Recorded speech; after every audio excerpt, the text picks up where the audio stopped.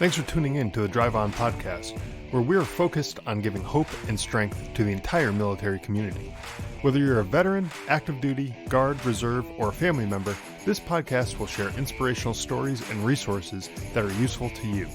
I'm your host, Scott DeLuzio, and now let's get on with the show. Hey everybody, welcome back to Drive On. I'm your host, Scott DeLuzio, and today my guest is Michelle Brown. Michelle is a functional nutrition and lifestyle practitioner, a clinical herbalist, and mastery level biology of trauma advanced provider. Michelle's expertise extends globally, where she addresses chronic health issues, including anxiety, depression, and fatigue, through a trauma-informed lens. And today we'll unravel the intricate connection between trauma, biology, and mental health through Michelle's approach that talks about the healing that addresses the root causes of some of these issues. So before we get into that, I want to welcome you to the show, Michelle. I'm really glad to have you here. Thanks. I'm glad to be here. Yeah, absolutely. So I guess let's jump right in. Let's talk about the trauma response, what it is and how does it impact our day-to-day mood and our energy levels and things along those lines? Yeah, I think this is a great question because a lot of people don't really understand trauma, what trauma is, or that there is even a trauma response. And we think about a stress response, right? A lot of people talk about being stressed out, overwhelmed. But when we talk about trauma, there's actually a response of our nervous system that is very different than the stress response. That is our trauma response. And it's also known as the dorsal vagal freeze response. And basically, what that means is when we're stressed out to the point of overwhelm to going into a freeze response, the body is going through a very different physiological response than it does when we're stressed, right? We think of stress as that fight or flight response of the nervous system. And that's because we kick on our stress hormones like cortisol and adrenaline, and they help us to take action to fight or flee or do whatever we need to do to move through that stressor. And yet, if we're overwhelmed by a stressor, if it's too much for us to handle, whether that is, fighting off a bad guy, a bear, or it's just having too many stressors piling up in our day-to-day life, we can go into a shutdown state of our nervous system where we don't have the energy to handle the things that come up in life. And again, it's a very different response of the body and of the nervous system to the things that we're experiencing. And in the most extreme case, it truly is a freeze response, right? Where someone, if you've ever been paralyzed by fear, we use that deer in the headlights, right? These are different terms we have in our, collective society to describe overwhelm. And yet we've been doing that without really understanding what overwhelm is. And what I like to point out is that this isn't just a kind of a one-time situation that can happen to the body. Again, like, we're being chased by the bear, right? But it can be because of day-to-day stressors and overwhelm where we just don't have a well-resourced nervous system. And I can talk more about what that means.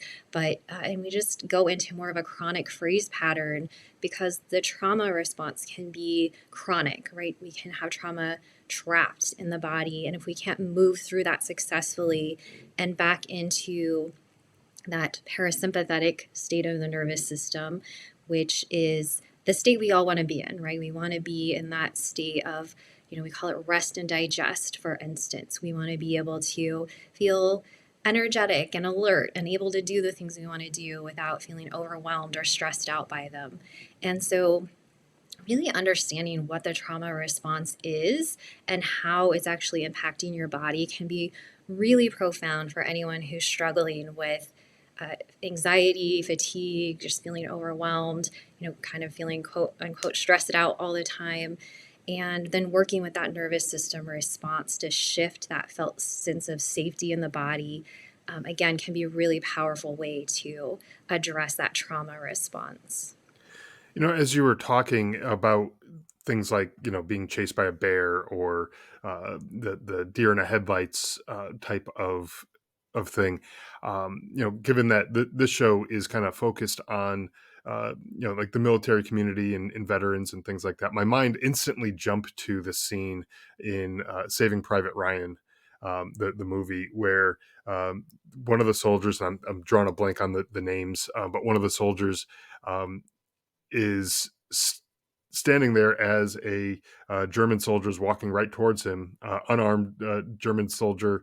Just got done killing one of his buddies, and he just froze and he just let him walk right by. And it was like the most infuriating moment. It was like, what are you doing? You could have Yes. gotten this guy. Like, but that's what you're talking about is this traumatic incident kind of gives you that freeze, almost like it's an overwhelm to the system, and you really can't do too much at that point. That you're kind of aware of what's going on, I would imagine, but you're frozen almost, like you Yes, can't do anything, right? exactly.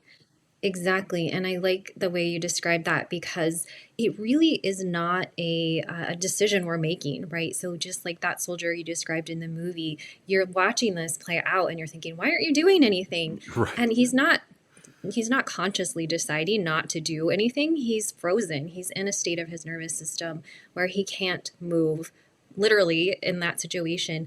But for so many people, this can play out on, again, that chronic day to day freeze response where we just feel stuck in certain patterns that we feel like we can't move forward. Mhm. We feel like stress just feels so overwhelming and it can feel really frustrating, right? We know, like on an intellectual level, that we want to be, getting up off the couch and doing things. But for someone in a chronic freeze response, they might find themselves really struggling to move forward, whether again that looks like just getting off the couch and getting things done, or maybe just we're going through the motions in life but we're not really fully engaged with our life, and that can feel really frustrating, like what's wrong with me, and understanding that it's your nervous system response to stress that is playing out in those actions, or that lack of action is really freeing because it's not we're just being lazy or we're not disciplined enough, or whatever these things we tell ourselves when we feel stuck, but that it's actually a response that's happening in the body at the nervous system level, at the biological level, that's keeping us from doing the things we want to do. You know, as you're talking, that I think guy mode kind of kicked in with me here because you're telling me like what's all these things that are going on, and my initial thought is, okay, how do we fix this? What is the solution to this? And that's where guy mode kicks in, where I'm now thinking, how do we just get to the solution of this problem? And it's a complicated problem. I understand it's probably going to look different for each person, but are there, kind of in general, there's some steps that people can start taking to get to the root of some of this and figure out what it is that's holding them back, that's causing them to just be frozen or stay on the couch or whatever the case may be. Yeah, yeah, and I think that it's natural, like, it's a good thing, like, we wanna know, "How do I fix this? What do I do to move past this?" So, when we're stuck in that freeze response, it's a really uncomfortable place to be.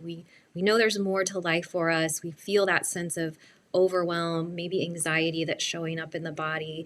I tend to work with clients who have a lot of chronic health issues going on and, fatigue, anxiety, depression, and that sense of being overwhelmed by that and not sure where to start can be really a big thing, right? And yet, there's a lot we can do to shift these patterns once we understand what's happening in the body.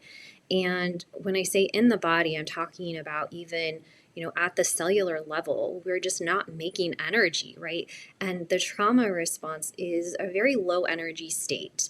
So if we think about, again, comparing that to the stress response, that sympathetic response of the nervous system, that's a very high energy state, right? All of these chemicals and neurotransmitters and hormones kick into action so we can take that action we need to. But we can't maintain that high level of energy for long, right? Our body just runs out of energy.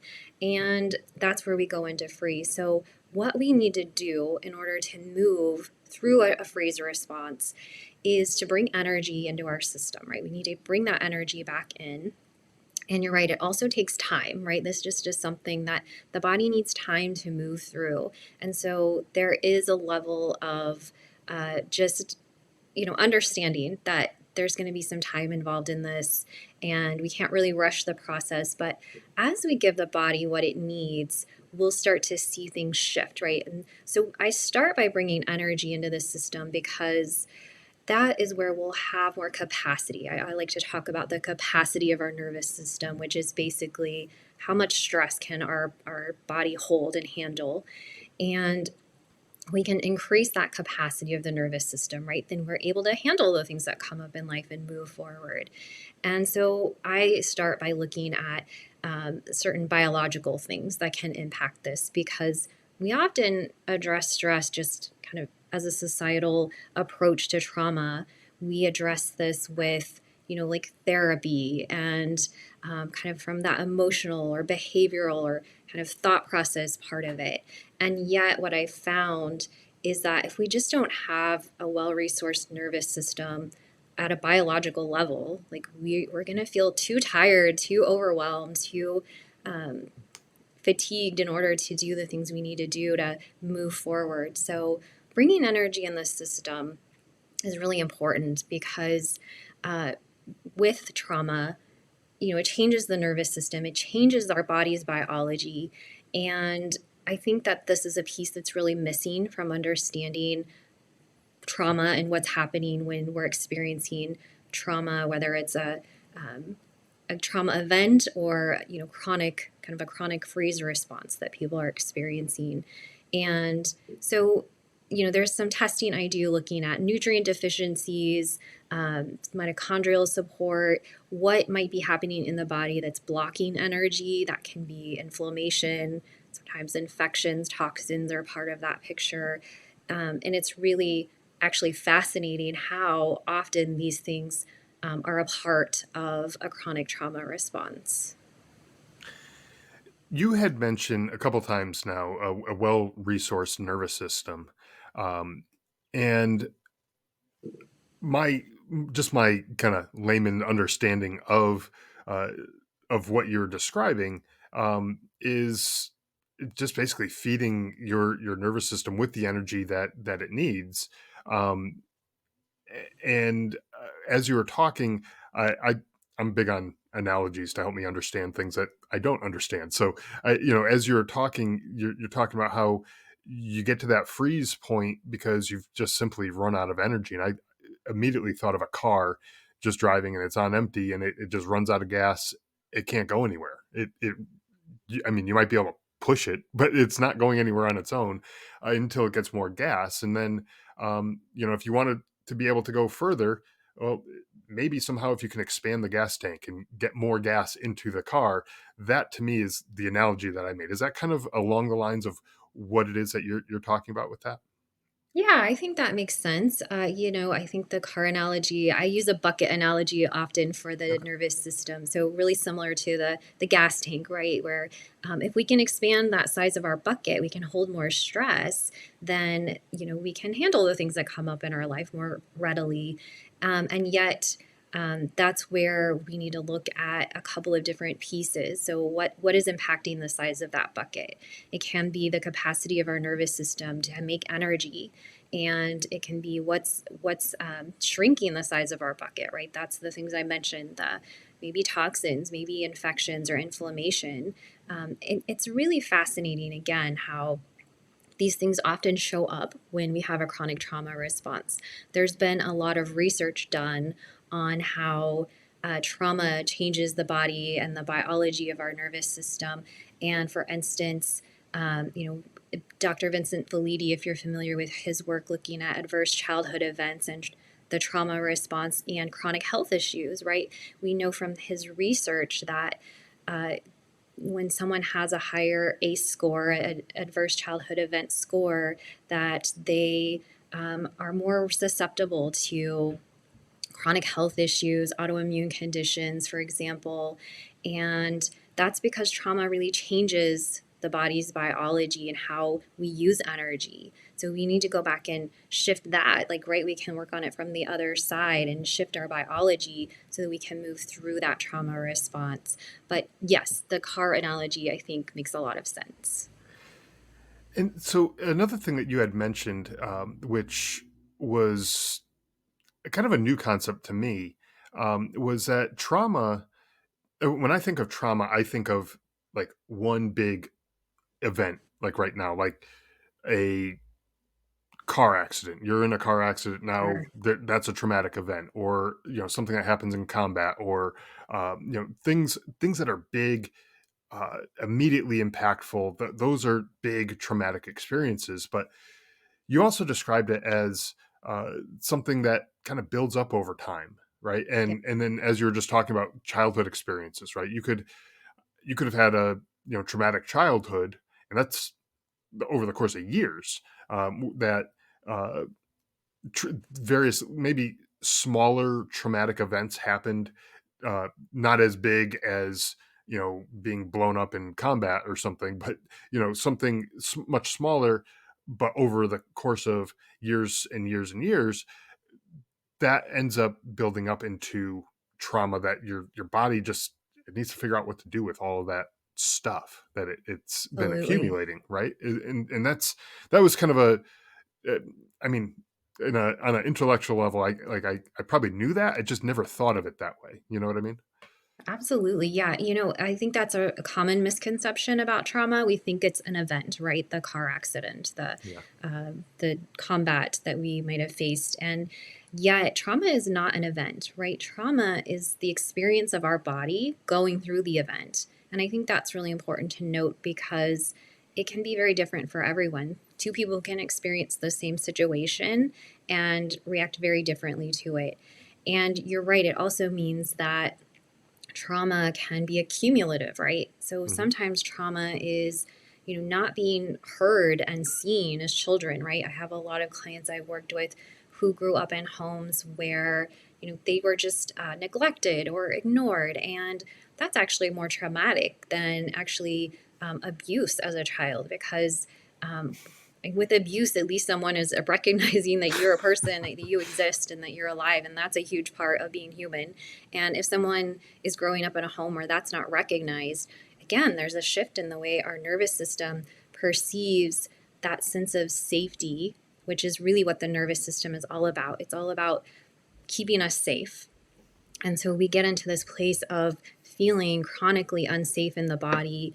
We're not able to relax. We're not able to feel that we're in a safe place. And we're always hyper vigilant at that point, right? And so for someone who grew up in a home where they experienced trauma, maybe neglect, uh, they grew up with that. And it wasn't an event, but it was a day to day experience of not feeling safe in their body.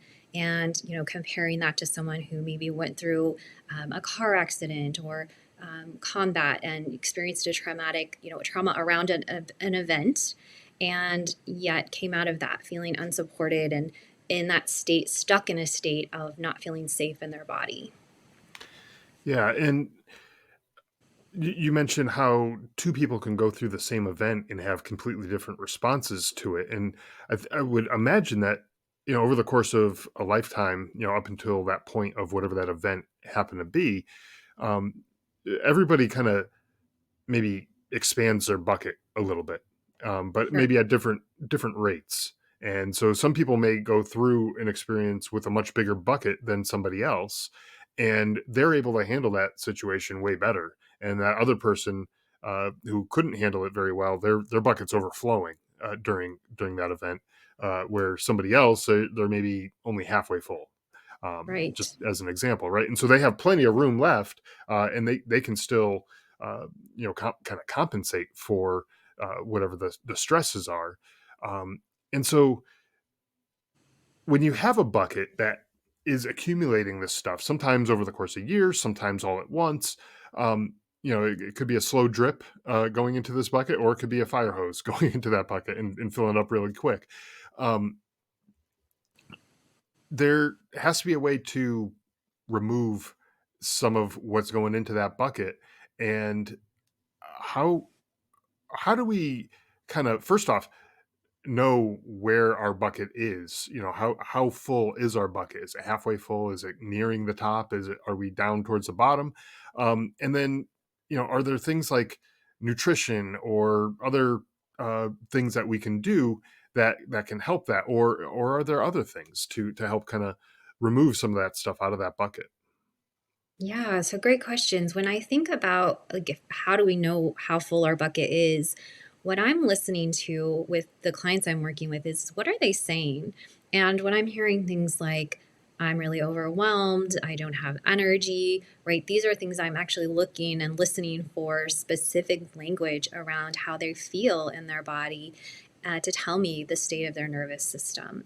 And again, a lot of people think that they're just chronically stressed when they're in more of a chronic freeze pattern, right? They're in that low energy state of the nervous system, and it's going to show up as overwhelm. You're going to feel this in your body as well. So it's a felt sense of safety in the body that is the parasympathetic response. So when we say I'm stressed or I'm overwhelmed, I want to know, where do you feel that in your body? For example, when we feel anxious, we're actually feeling, for a lot of people, there's kind of that pressure on the chest, right? I'm putting my hands, on my chest and pressing down, right? It's really uncomfortable. And yet, many people, they disconnect from their body when they've been through trauma, and they really just aren't feeling and experiencing what's happening in their body. And it can be really profound to start to connect to the body and what they're actually feeling. Where are you feeling that when you say you're stressed or anxious or overwhelmed? What are you experiencing? For someone in the chronic freeze response, there's often a heaviness, right? It just feels like moving through water to get up off that couch and go do things. And their limbs feel heavy to move. That's the kind of thing I'm looking for with someone to tell me that they're in a chronic freeze pattern.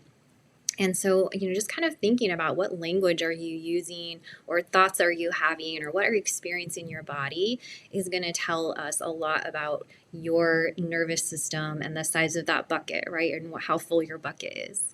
And, if you feel good, if you have energy to get through your day, to take on the things that come up during your day and face challenges, you're probably in the parasympathetic response.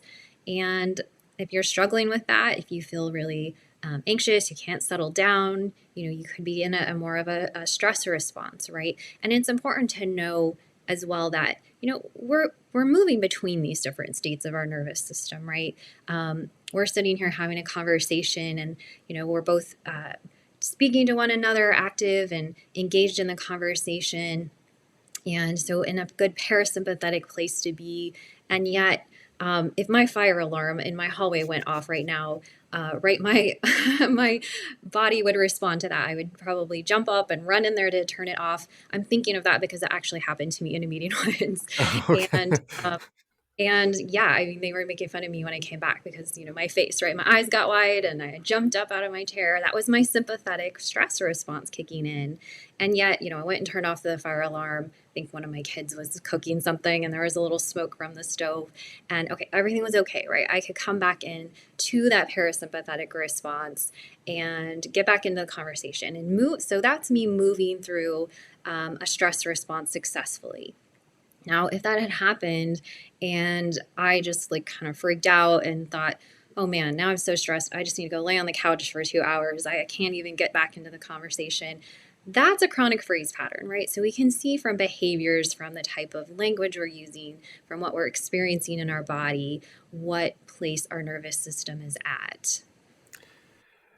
That's a good way to think of it. Like, how quickly can you bounce back from those Mm-hmm. relatively small things? I mean, what you were describing with the fire alarm going off in the moment, kind of a big deal, because if your house is burning down, that's a big deal. But because at first you didn't know, is it just a little smoke from Right. the stovetop, or was there a full-on flame going up and engulfing your entire kitchen? Those are two uh totally different things, but at the time you didn't really know. So I think just a natural reaction that you're going to jump to the worst case scenario, and that's when your stress level goes way high, until you find out, okay, everything's fine, everything's good, and then you're able to come back down. But if you were starting off and your bucket was near the top, Yeah, and that fire alarm went off, you're overflowing at that point, because right. you've gone way too high, and then now you got to figure out, how do I come back down, and sometimes, like you said, you might need to lay down, you may not be able to engage back into a conversation, things like that. And so that's a good way to kind of judge your quote unquote bucket, if you will, in how high that is. Like in your case, you were able to come right back into the conversation. You know, Probably heart rate's still a little bit elevated Sure. at that point, right? Because it's a stressful thing that you're going through, but it's coming back down. But not, you weren't overflowing at that point because you were starting Right. off at a good place. Um, you know eh, so that's probably a good way to think of it and how to judge where you are. And so, think back over the last week or so for the listeners. Anytime there's been something somewhat stressful, what was your response, and how were you able to deal with it, or did you just not deal with it because you were already too stressed out and you couldn't deal with that type of thing? So I think that's a good way to think about that. You had mentioned nutrient deficiencies earlier, Yeah. and that was an interesting thing. It was kind of caught my attention. I jotted a note down, because I don't typically think of nutrition when I'm thinking of uh, a stress response, other than stress eating or something. That's typically not nutritious eating. It's cookies and garbage like that. It's not the Exactly. the, the type of eating that you're probably looking for here. So when you are are observing people who are in that stress kind of state, that sympathetic um uh state, what are you looking at as far as the nutrition goes, and what imbalances they may have, and um how do you assess this, and how do you kind of correct it? Right. Yeah, it's so interesting. Again, our typical response to any kind of trauma pattern, stress, any kind of, anyone who's looking for mental health support, we're often looking to mental health therapy, which definitely has its place. Hmm. Or, people go to the doctor, they're put on an SSRI or other mood medications. And yet, there is a huge link between nutrients and our mental health. And so this is the area that I spend a lot of time working in my with my clients, because we can do some basic testing.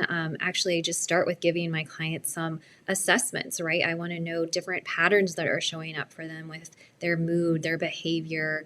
And from those, I can start to put together a picture of where they might be deficient in specific nutrients. So, things like zinc, things like vitamin B6, magnesium, these are really important nutrients for our mood.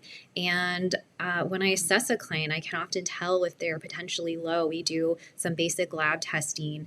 And so often these clients are low in these nutrients, or they might be high. For example, I test copper as well. And if we have too much copper, that's actually something that can cause a lot of anxiety, overwhelm, irritability. And so I'm looking at these nutrient deficiencies and imbalances, because correcting these actually can have a huge impact on our mood, our stress levels, our ability to handle the stress in our life. And it can be really fascinating actually to look at and see how, as we address these nutrient deficiencies and balances, that, I can help someone get to a better place with just feeling more in their body and bringing in that sense of safety and support for their nervous system.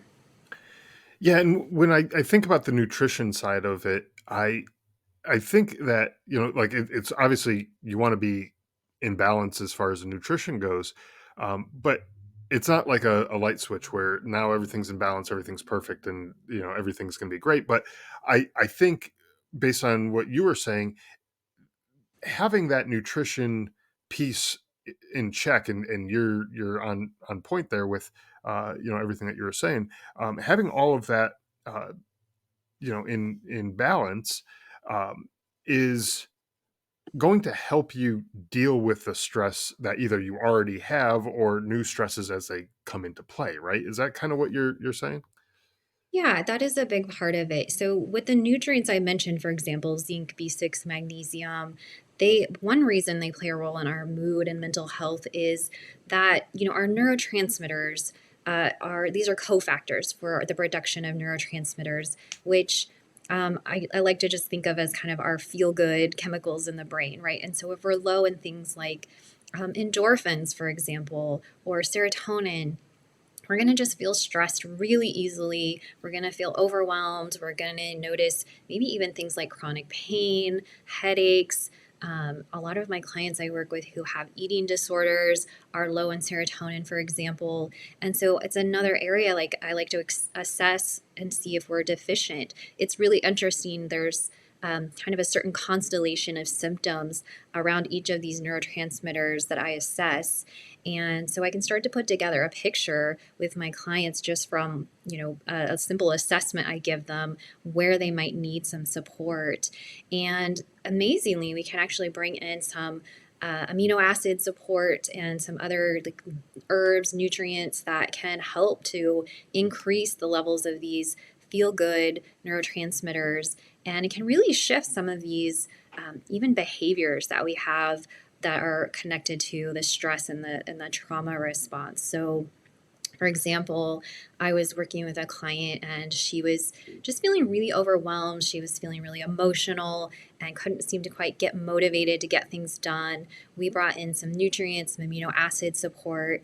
And, for her, it was a really big shift. And she noticed that, she just didn't have that overwhelm of her emotions. And she even mentioned how, before she had brought in those nutrients, she was kind of standing at her, like her stove or dinner, making dinner and feeling like, I don't care. I'm not motivated. I don't even want to cook anything. And then once we supported that, I was like, oh, now I have this energy to do these things, to make dinner for my family and to think about what I even want to eat, right? And so it really is amazing how, as we support these neurotransmitters, we address some of the biochemical imbalances related to these nutrient deficiencies that again, it's like enlarging the size of that bucket, right? We just have more capacity for dealing with the things in our life. We don't feel so overwhelmed by every little thing that comes up and unable to, just kind of move through life successfully. Yeah, that's a, I think an important piece that gets missed is that nutrition. You even mentioned like certain herbs that play a role in that as well. I think for folks who are uh, just feeling the way you described, just no energy, don't really care, just kind of blah, kind of existence. You're existing for the sake of existing, maybe. I think maybe first step I would think is maybe just checking on that, getting a simple blood test and see, where are you at with the, zinc and the other nutrients that you mentioned, and maybe there's certain things that you can do to uh, just get those in order, and then maybe that other stuff starts to work its way back into a normal state. Of course, therapy and other things might be necessary too, depending on where you're at. But if this is something that's maybe a relatively new thing for certain people, maybe it's not to the point where their bucket is totally overflowing and they need, mops and, squeegees and all that kind of stuff to clean up their bucket. But they're nearing the top, and maybe they just need to, bring that down a bit. Maybe it's just a little bit of a imbalance there. And there could be some chemical imbalances as well, right? I would imagine, kind of in the brain and stuff. Would that be kind of related to some of the nutrients that you're describing as well? Yes, absolutely. So when, I'm talking about those neurotransmitters like serotonin, GABA, endorphins, or dopamine, for example, those are those chemicals in the brain that impact our mood. And so a lot of times the when someone is complaining of anxiety or depression, they go to their doctor, they're put on these mood medications, and that's what these medications are doing. They're altering neurotransmitter function. And yet, what we know is that nutrients are playing a big role in how our body creates and utilizes these neurotransmitters. And so, by working with the nutrition, we can actually support what's needing support in the body, so we can actually make healthy levels of neurotransmitters and feel our best. And in some cases, mood medications. Can have their place for someone who's really struggling, and so there's no shame in that if someone needs to use that, but those really aren't meant to be long term, Right. used for long term. And they do have their drawbacks, right? They have their side effects, including depleting nutrients. I worked with a client yesterday who's taking a mood medication that depletes melatonin, right? And she's having trouble sleeping. And so that's kind of the drawback with using medications and not addressing this root cause reason for low neurotransmitter function, and the nutrient deficiencies that are often behind it, is that we're kind of just masking symptoms in some Mhm. cases. And what I like to help clients do is really address what's going on in their body with their biology, so that their body can do what it needs to do naturally, and taking away those things that are getting in the way of their body, just making neurotransmitters and being healthy and being able to move through these different responses of our nervous system, with an ability to do that without getting stuck in any one state. Yeah, and you mentioned that the medications they do have their place, and I agree, they do, and they're not really designed for long term, and maybe in some circumstances they might need to be used long term, Sure. but that's not maybe the normal typical usage. Normal is not the right word. The typical usage, or what it was designed for, is for more of a short term type of usage. And I think of it like kind of a crutch. Like if you were to break your leg and you're using the crutches, well, you're not going to be on your crutches for the rest of your life. You're going to just be on crutches until your leg is healed and you can walk and run and do all the things that you need to do with your leg. And once when that cast comes off and everything is good to go there. And so utilizing that medication alongside other things that you might be doing. So focusing on your nutrition or going to therapy or things like that. Sometimes the therapy is traumatic in and of itself. Revisiting different traumas or different things that have occurred in your life.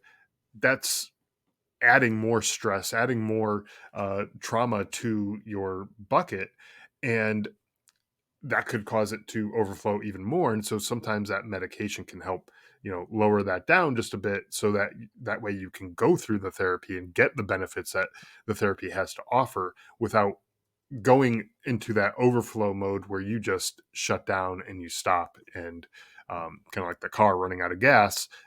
You're not going anywhere, you're not making any progress. Maybe you're going through the motions of going to therapy, but it's not making the progress that it should be making. So that's kind of how I think of the medication.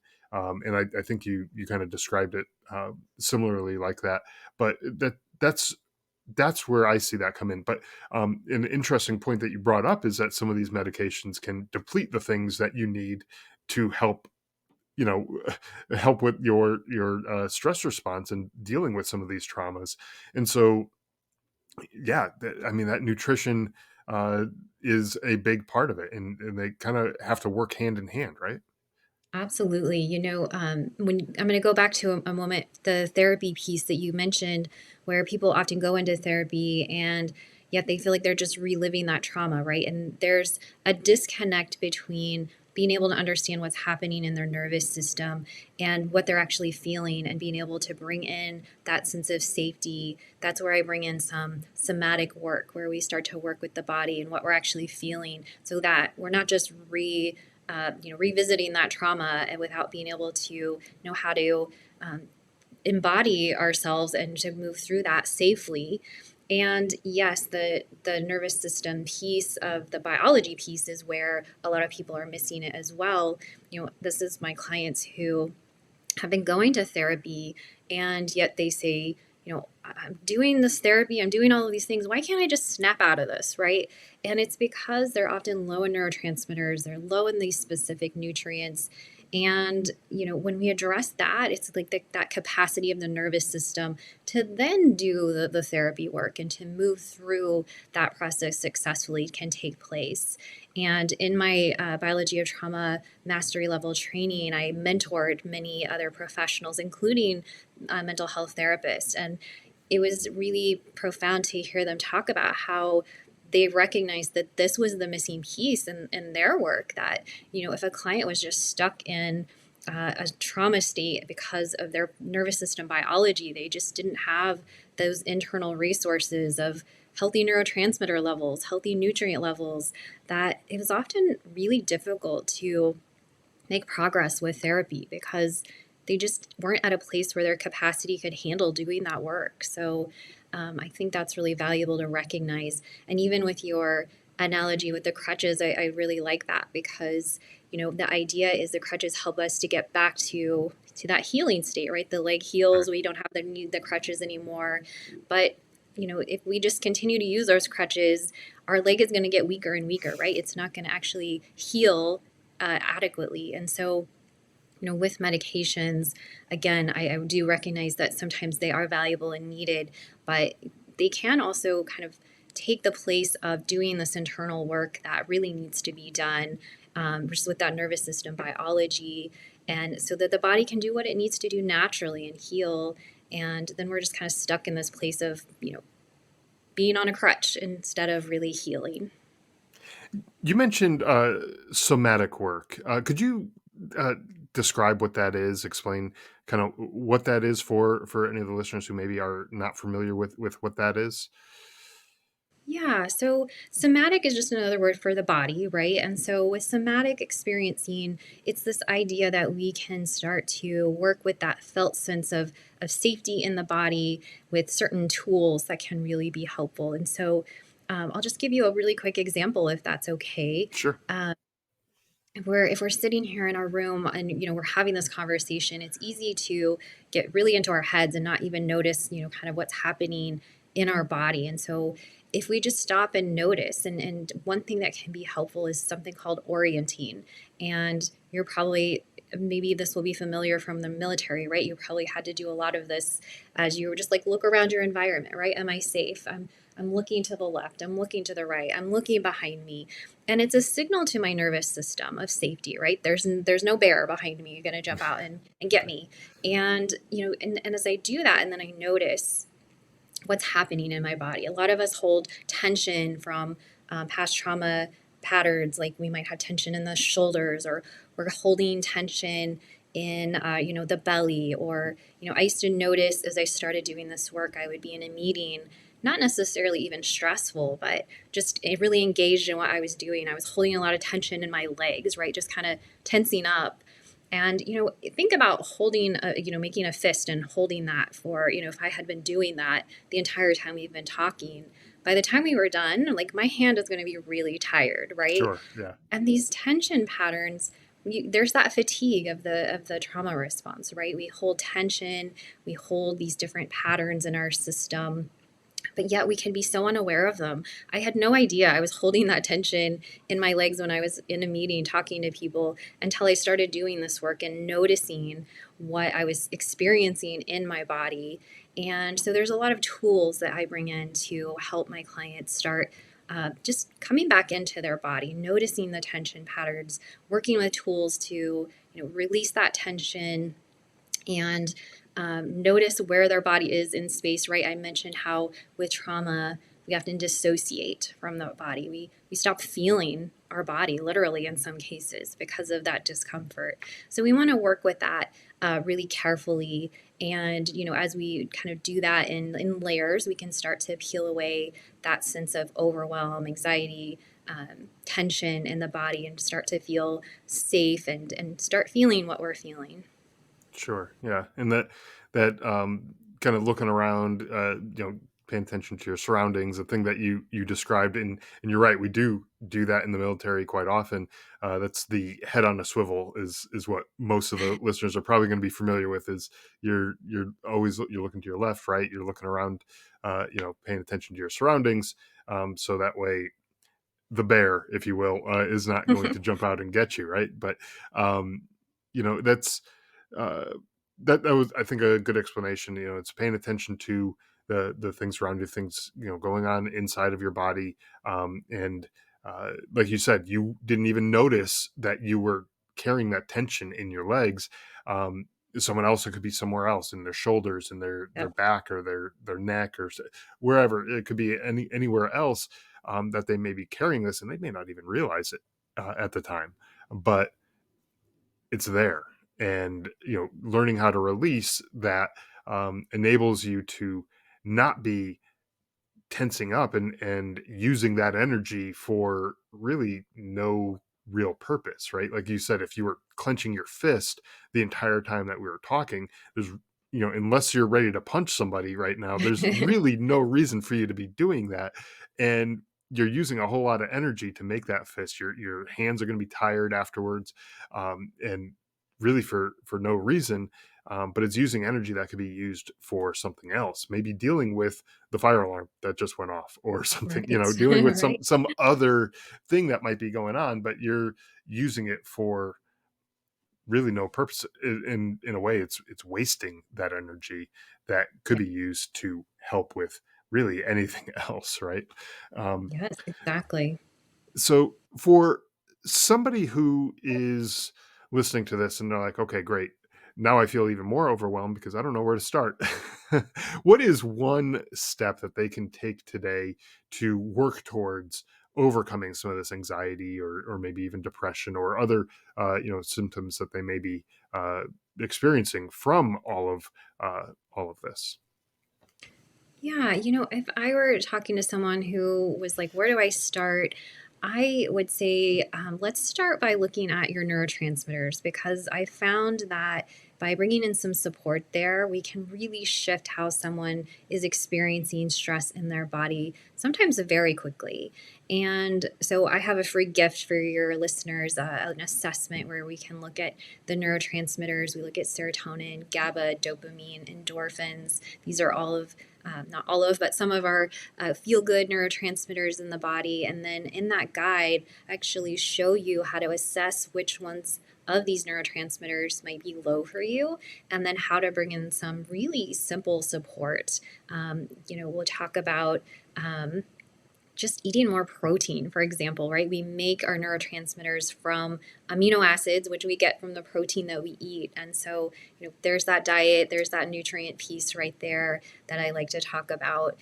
But there are also specific neurotransmitters, amino acids that correlate with the specific neurotransmitters, then we can bring in support there. So, for instance, with serotonin, we make that from an amino acid called tryptophan. And we can eat more tryptophan rich foods, or we can even use that as a supplement. Sometimes tryptophan is actually a little bit hard to get from the diet. So, supplementing for someone who's low can make a huge difference in how they're feeling with their mood. And again, I know like big words like neurotransmitters and serotonin and amino acids might feel a little overwhelming, but that guide really walks you through how to assess those things and how to bring in really simple support to shift your mood sometimes really quickly. So that's great, and so you have that guide available, and I'll make sure it's available through the show notes for the listeners who want to take a look at that, because you're right, some of these words and some of these concepts might be a little bit overwhelming, and if you're already dealing with that overwhelm, why add more onto that? You don't want to add more than you can handle. So this takes that stress off your plate. It's out of your bucket, maybe is a better way to say it, since we've been using that analogy. So you don't have that anymore. It's now incorporated in this guide. Are there um, for the folks who maybe need some additional support and a little more help with working through this? Maybe it's something they're not quite ready to go through on their own, or just looking for somebody to help guide them through it. Is there a way that they can get in touch with you and find out more about what you do and how you might be able to help them? Yeah, absolutely. I'm would love to help support anyone who needs help with this. I've worked with clients around the world to address that trauma-based nervous system biology and seen how doing so can really shift some of these long-standing patterns of, anxiety, depression, other low mood symptoms. So you can get a hold of me. My website is botanicea.com. I've given you my email address if you want to share that as well with your audience. But yeah, just reach out. I'm happy to talk about how I can help support you if that feels like a good next step. But otherwise, yeah, grab that free guide and just start there. And I think you'll see, a good place you can bring in some support to really shift your mood quickly. Awesome. And again, that link will be in the show notes to your website and to the free guide. I'll have that available as well. So anyone who's looking for that, take a look there, and you don't have to stress about trying to find it or remember it or jot down any of these things. It'll be there for you in the show notes. Just open it up on whatever app you're using to listen to the podcast or on the website, and you should be able to find it there. Um, where does humor play a role in dealing with this? Does humor kind of help lower the stress levels in some way? Have you found? Oh, yes, absolutely. I think that kind of goes without saying, right? The laughter is so good for our nervous system. And so the more you can do of that, just, yes, bring in some funny movies, laugh with your kids or your family. Those are great things to do to support your nervous system. That was my little attempt to segue into my next little segment here. I like to end each episode with a little bit of humor. I always find that, uh, in my case, anyways, humor lifts my mood and makes me feel a little bit happier. So you're right, like, maybe it's a funny movie, or a comedian, or whatever it is that makes you laugh, makes you smile.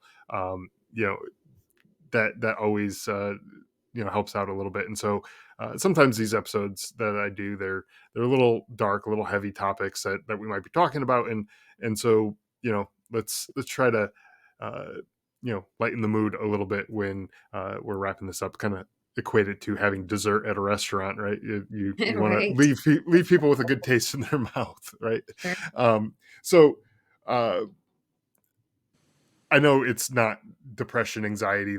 These are not, funny topics or whatever. But we can make light of things sometimes, and sometimes that helps with the mood as well. So, just real quick, if you don't mind humoring me while I humor you, uh, or attempt to, Sure. anyways.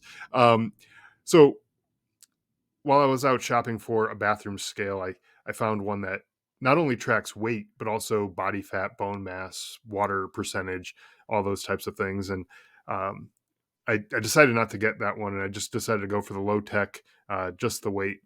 And as I was checking out, I told the person at the register I didn't need to be depressed in four ways. One is just fine.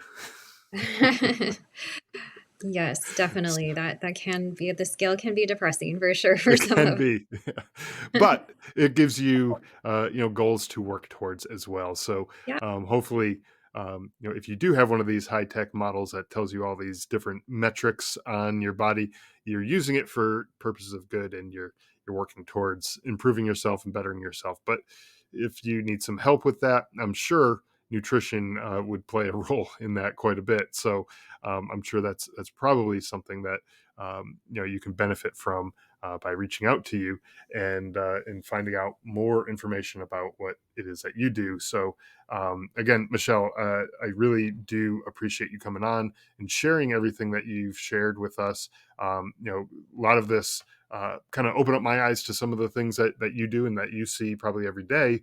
But I'm sure the listeners are experiencing that, some of that as well, and hopefully this helps lead them in the right direction and guides them to getting the support that they need. So, thank you. Yeah, thank you again for having me. It's been a pleasure. Thanks for listening to the Drive On podcast. If you want to support the show, please check out Scott's book, Surviving Son, on Amazon. All of the sales from that book go directly back into this podcast and work to help veterans in need. You can also follow the Drive On podcast on Instagram, Facebook, Twitter, LinkedIn, YouTube, and wherever you listen to podcasts.